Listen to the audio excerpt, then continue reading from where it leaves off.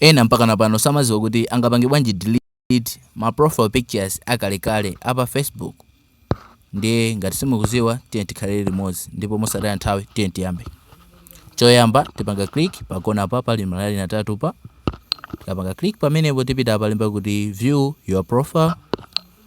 Ndiye tingwacheka kuti ma picture awo delete it. Ndiye tipanga see profile pictures. Mwachisanzo funa delete ambuyo. Ndiye tipanga tipita apa alemba kuti tikaseseleka apa tipita apa alemba kuti photos. Tipanga click pamenepa then tipita apa alemba kuti profile pictures. Tipanga click pamenepa kena kuti sankha picture imene tufuna mwina delete. Mwachisanzo iyi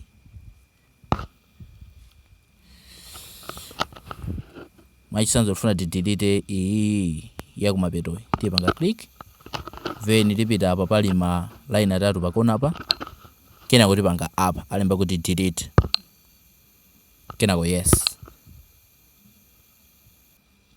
Zikatero imakhala yapangika delete. Ndiye tipita tikapange check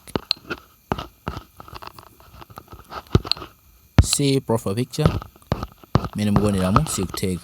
Ndiye zimenezo zimene tinakonza ku video imeneyi. Ndiye ngati muli ndi funso lililonse mutha kufunsanso popanga comment. Ndiye tintoonanenso ku video ina.